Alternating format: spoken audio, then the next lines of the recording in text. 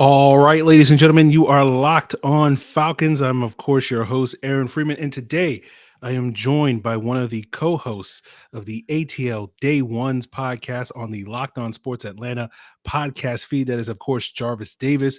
We're going to get his thoughts on what he thinks the Falcons should do in the draft, as well as his thoughts on where the Falcons fit in the current state of Atlanta sports.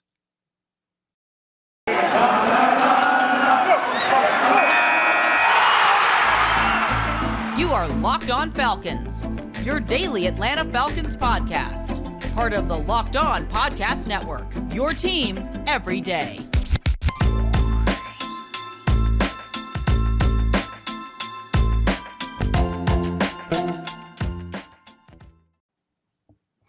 So, guys, you know me. I'm Aaron Freeman. Been covering the Falcons for many years, formerly at FalcFans.com. RIP, still going strong on Twitter at FalcFans, and of course, the host of this preeminent Locked On Falcons podcast, your daily Atlanta Falcons podcast, right here on Locked On Sports Atlanta.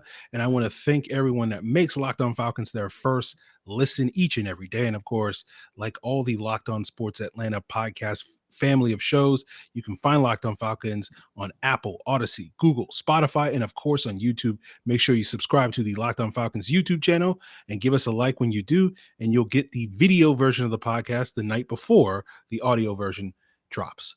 So, guys, let's jump into the conversation here with Jarvis Davis, talking about Locked On Sports Atlanta. He is one of the co-hosts of the ATL Day Ones podcast with Tanitra Batiste, the new channel that has launched here on the Locked On Podcast Network. And we're going to get Jarvis's thoughts on what he wants to see this Falcons team do in the draft. You guys are going to see a lot of Jarvis on Locked On Falcons over the coming months. We got some great things in store for you, especially when the season gets started. So we'll have him on frequently in the time since so that you guys can get used to seeing him. But Jarvis, my friend, welcome to the show.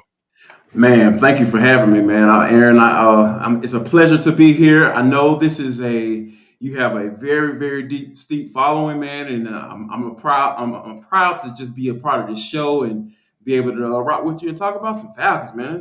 Get into these birds, man. What's going on? All right.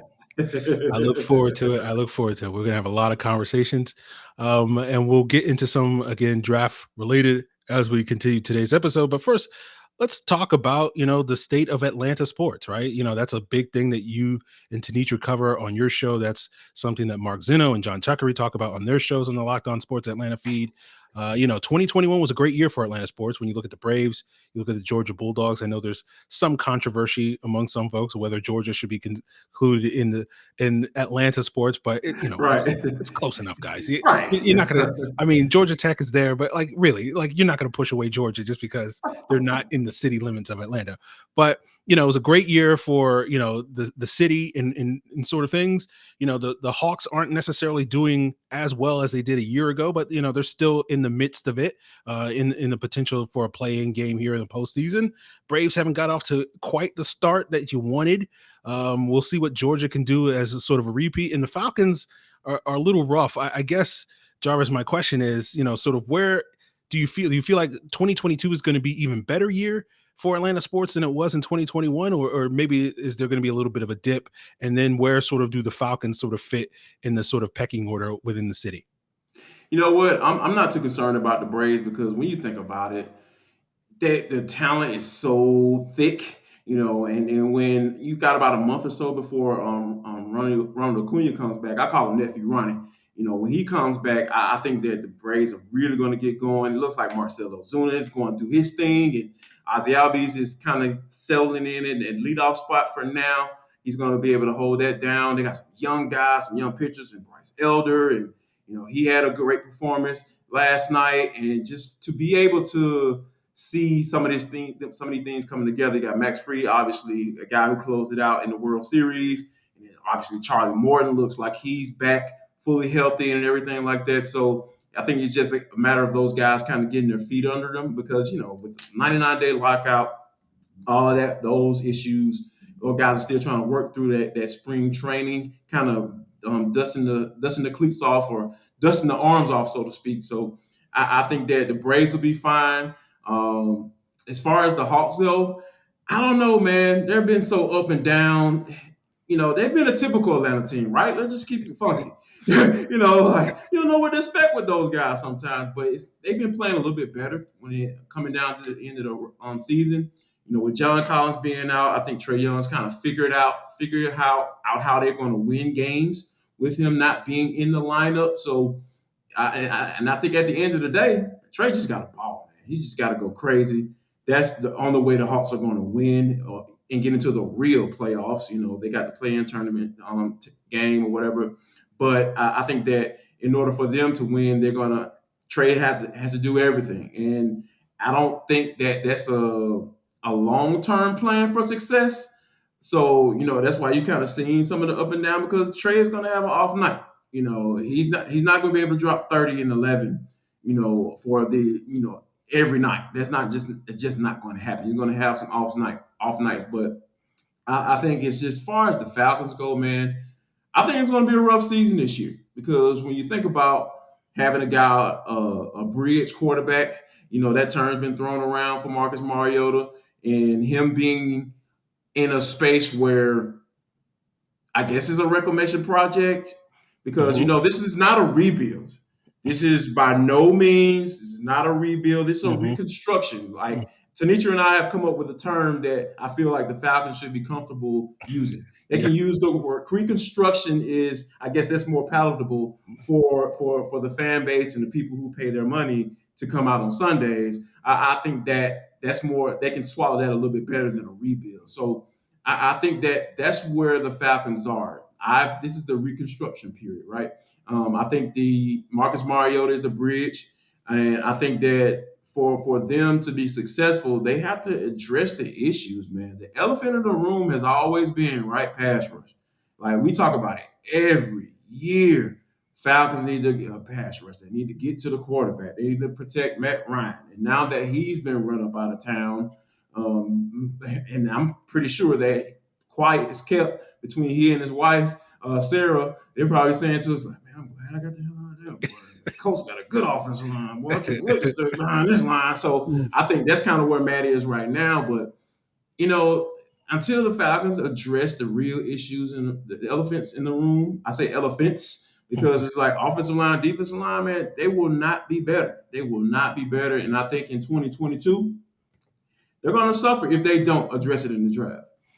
Yeah, we'll talk a little bit more about that as we continue today's episode, talk about whether or not, they will spurn, addressing those issues with their first pick, maybe going in the direction of a quarterback, which again is a big topic of conversation, will continue to be a topic of conversation until you find that guy who is the guy that the Falcons had for like 14 years with Matt Ryan. And we'll get into that as we continue today's Locked On Falcons episode here with Jarvis Davis of ATL Day Ones on the Locked On Sports Atlanta family. But he mentioned it, the Hawks are about to be in the real playoffs if they can take care of business against the Hawks. And if you want to get coverage of that game, by all means, make sure you check out Locked On Hawks as well as all three shows on the Locked On Sports Atlanta feed, A to Z with Mark Zeno, Hitting Hard with John Chuckery, and of course ATL Day Ones with Jarvis Davis and Tanitra Batiste. And you can check those all out on your preferred podcast platform.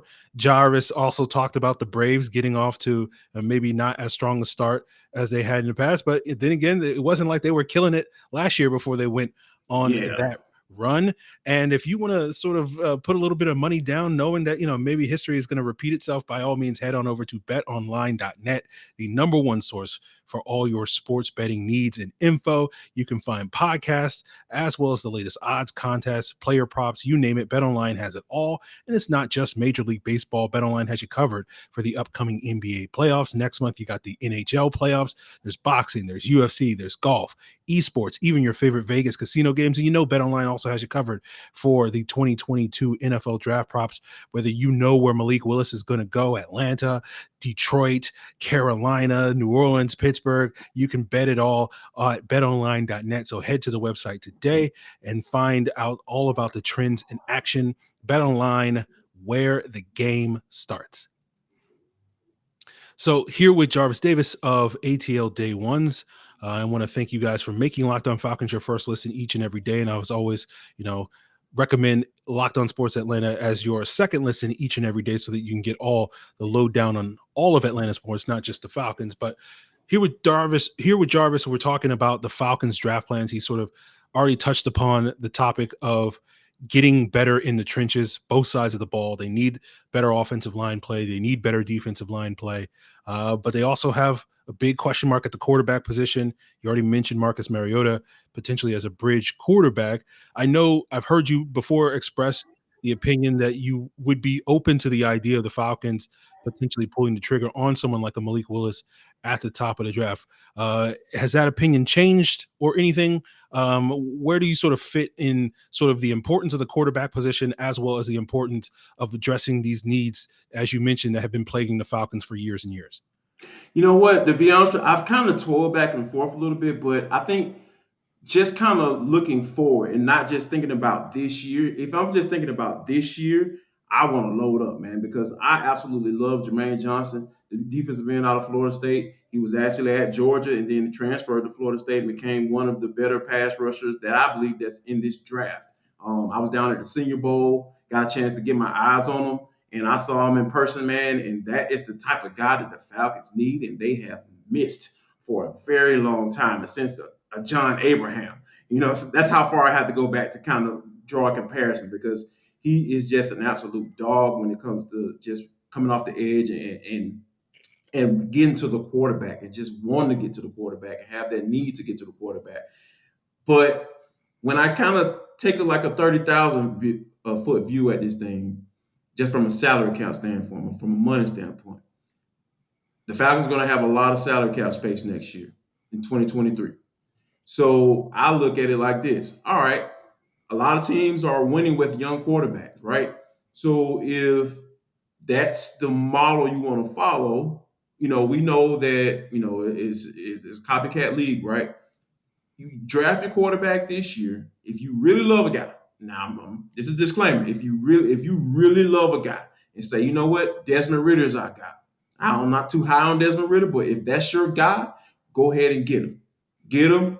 Take your lumps this year, and you can still address your offensive and defensive line because there are a lot of talent all up and down the draft this year. You can still address that, and then go ahead and get those guys. Let them take the lumps this year, and then next year when you free up a lot of salary cap space and get rid of some of that dead money that you have this year, you can go out and go get some real guys that can come in and contribute right away and possibly win some games and get out of that top 10, top 15 conversation and potentially get into the playoffs because we know Arthur Smith is capable. I believe Arthur Smith is a capable coach.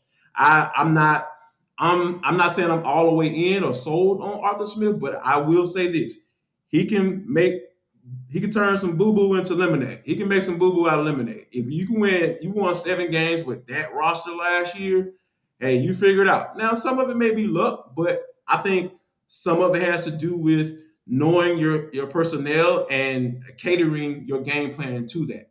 I saw that each and every Sunday. I was just like, people were complaining about, well, why does he do this? Or why does he throw the ball down the field? Like, well, the offensive line can only give him like 2 seconds to block. So why would you call a 9 route when you know that he's going to be looking up at that big old jumbotron, Matt that is, when at the end of the play? So I think that, with Arthur Smith being able to be that versatile as a play caller and really being stretched in that manner, I think that I'm okay with him going after a guy that they feel good about at the quarterback position. Then, and then of course filling out the rest of the roster with the rest of your draft picks, and then next year go out in free agency and spend some money, man, because you're gonna have some change, to play around with. Terry Fontenot, that is. And to make this team better, man. So yeah, from a 30,000 foot view, yeah, get your quarterback this year. If you really love the guy, go ahead and go get him this year. Take your lumps this year, and then be ready to compete next year. But just from a close standpoint of it, just looking at it, just covering this team, like you said, for some time now. I mean, I just hope in my heart, man. I just believe that they need to address this edge rusher, man. I'm talking about multiple times. Yeah, I feel you on that, Jarvis, because it is one of those things where it's like you look at the quarterback situation, and the path you laid out makes sense, right?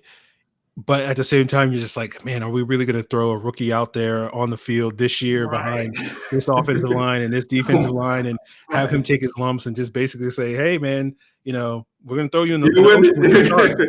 We're going to chum those waters, and you bet, Aaron Donald's coming, Joey Bosa's coming, Khalil Mack's coming, Myles Garrett, and we're just going to Yeah. throw that guy to the wolves like that. Like, that just seems like that doesn't necessarily fill me with joy that rookie's going to come through that better. So part of me is like, let's get a quarterback. Don't get me wrong. I'm not Mhm. anti-drafting a quarterback. I think you got to get somebody in the building that at least gives you an option next year. But you're kind of looking at some of these players in next year's draft class at the quarterback position, and you never know. You never know how it's going to go. Everybody was in love with Spencer Rattler a year ago, and now everybody's like out on him. And so Yep. CJ Stroud and Bryce Young, you never know what goes on with those guys. We saw with Tua, he was the guy, and then he got hurt, and then that completely kind of changed the narrative for that. And you never know if a Joe Burrow type of player. So it's not as if sort of a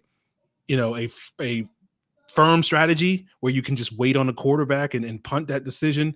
But there is some intrigue. Okay, like, can we build up the pass rush and the offensive line and get that better this Yeah. year? And we're not going to fix all those problems, but we can get that better. And then if we can go and plug and play with a young quarterback and then surround him with a lot of pieces with the free agent, it feels like, that may lead to a better plan. But as you say, I think a lot of it is based off of the conviction you have. Do you love one of these guys? Do you love a Malik Willis? Do you love a Desmond Ridder?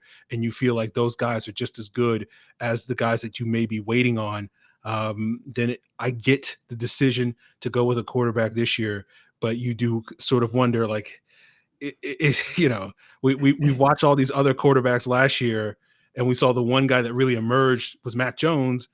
And part of that was because he went to a team that had a good running game, that had a good offensive line, that had a good defense. Yeah. And all these other quarterbacks didn't go to situations like that, and they struggled. And you look at the Falcons, and it's like, not to blast the Falcons, but it doesn't look like they're going to have a great offensive line. It doesn't look like they're going to have a great defense or a strong running game. And you say, like, we know how the story usually goes. And so Right. it's going to be an interesting decision. And, I've been critical of this regime and questioning them a lot these last couple of weeks. But we'll have some answers in 2 weeks on sort of what their true plan is, and we'll just sort of have to hope it goes the best, regardless of which direction it goes. And think about it like this too, Aaron. I think you brought up a great point. When the last time Marcus Mariota played a full season? So, at some point, he's probably going to get hurt. I mean, I hate to put it like that, but just based off of history, this dude hasn't been the most healthiest guy to get on the field. And then we're talking about Felipe Franks on Sundays at 1:00. Like, nah, Jack. Like, if you don't draft somebody that you don't think can be the face of the franchise for the next 10 years, you need to at least have somebody with some type of potential.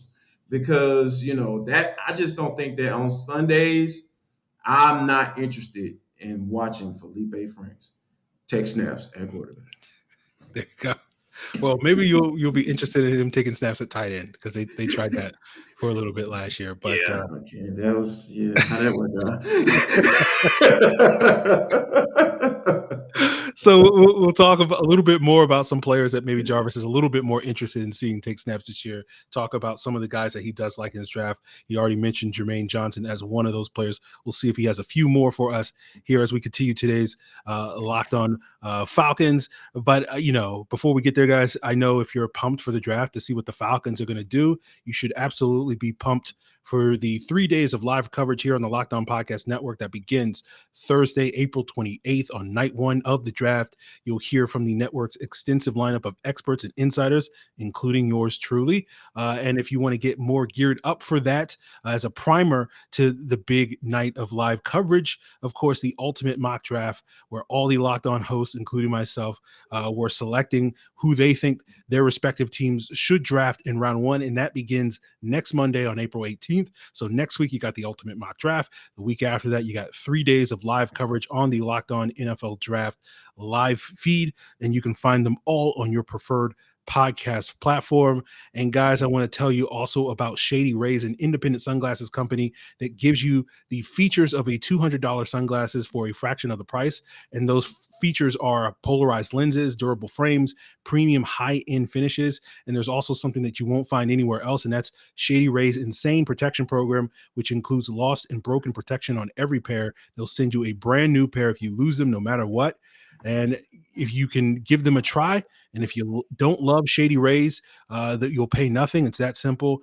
And in addition to looking good, you can also help a good cause, because for every order that's made at Shady Rays, they donate 10 meals to fight hunger in America. So head on over to shadyrays.com. And when you do, use the promo code Locked On, and you'll get 50% off 2 or more pairs of polarized sunglasses. That's code Locked On for the best deal of the season. That's 50% off 2 or more pairs of Shady Rays sunglasses. And today's episode is also brought to you by Rock Auto. With ever-increasing numbers of makes and models, it's now impossible for your local chain auto parts store to stock all the parts that you need. Why wait while the person behind the counter orders parts on their computer when you already have a computer with access to rockauto.com at home or in your pocket? So save time and money when using Rock Auto instead of spending up to twice as much for the same parts when you go to a chain store or car dealership. Rock Auto is a family business serving do-it-yourselfers for over 20 years with reliably low prices for every customer. They have everything you need, from brake parts, tail lamps, motor oil, even new carpet. You just go to rockauto.com browser, easy to use website, and see all the parts available for your car or truck, right? Locked On in the How Did You Hear About Us box, so that they know we sent you. Amazing selection, reliably low prices, all the parts your car will ever need. rockauto.com. So, Jarvis, you already mentioned Jermaine Johnson, the Florida State edge rusher. Are there some other guys, maybe at the Senior Bowl or elsewhere, that have really stood out to you that you sort of look at and say, man, if the Falcons got this guy, you be doing, a little tiger fist pump on draft night, or whatever the case may be? The guard, center guard out of Boston College, Zion Johnson. This is a guy. He's kind of short, kind of not short. He has, that he's just low to the ground. He has that good. He's able to get good leverage. Man, absolutely love this guy when he went on one-on-ones down there at Senior Bowl. He's a guy that I think that you can pencil him in at center or guard, wherever you want to go. And I would prefer that he would be penciled in at this permanent marker at center, at that center position. I think he comes in and starts right away over Matt Hennessy. That is a guy that he's just aggressive. He has a nice mean streak to him. Another guard that I saw down there, kid out of Southern, Jatari Carter. He can play guard. He's a guy that kind of plays to the echo of the whistle. I always love those guys that kind of, the aggressive guys, the guys that, are really takes that, really, really appreciates the value of finishing a block. Those are the guys that I think that the Falcons have lacked in the past few years, up front, and specifically in right there down in the middle guard, between guard, center, and guard. They have had those issues. Not outside of Chris Lynch. Don't get me wrong. That's my guy. Chris Lynch is the guy. But on that center and left guard, that's been an issue for quite some time. And I think a guy like Jatari Carter, and he's a guy that you can get in the mid to late rounds. You know what I'm saying? Because he was a guy that that really likes to put his hands on guys, and I love those aggressive guys. As far as wide receiver, man, he wasn't down in the Senior Bowl, but I do think you can get him outside of that first round at wide receiver. George Pickens, man, go down to Athens and snatch up George. Man, he's a guy that had some injuries in his last year, so he's not necessarily, I don't think he's going to pop in the first round. He might, somebody, and I wouldn't be surprised if somebody falls in love with him and try to snag him at the end of the first, because, he's just that type of talent. And, given the way Georgia's offense was run, they don't necessarily really feature wide receivers like that for some reason. I don't know why.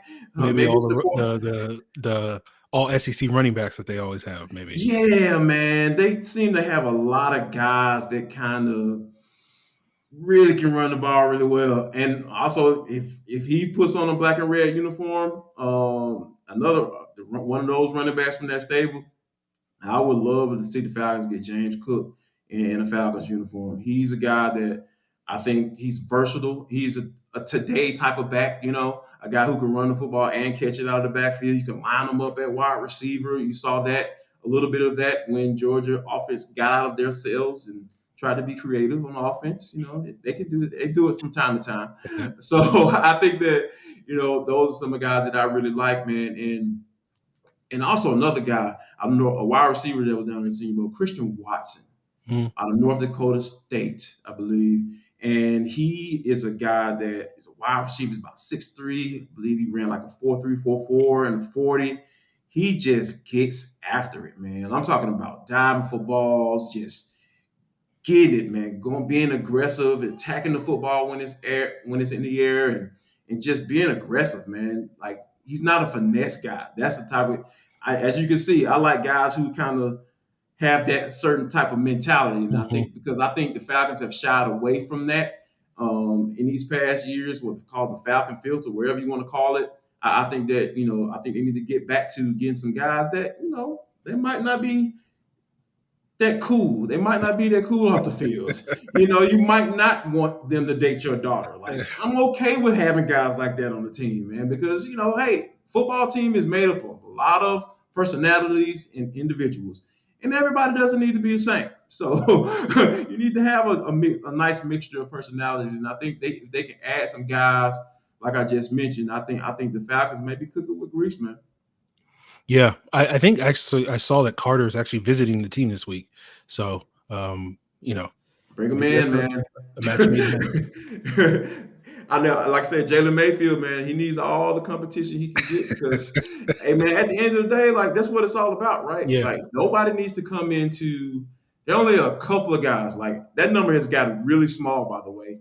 That, you know what? He's not competing for a position. Yeah, he's not competing for a competition. He's going to be the starter for the team. AJ Terrell, I can run him off. AJ Terrell, Jake Matthews, Chris Lindstrom –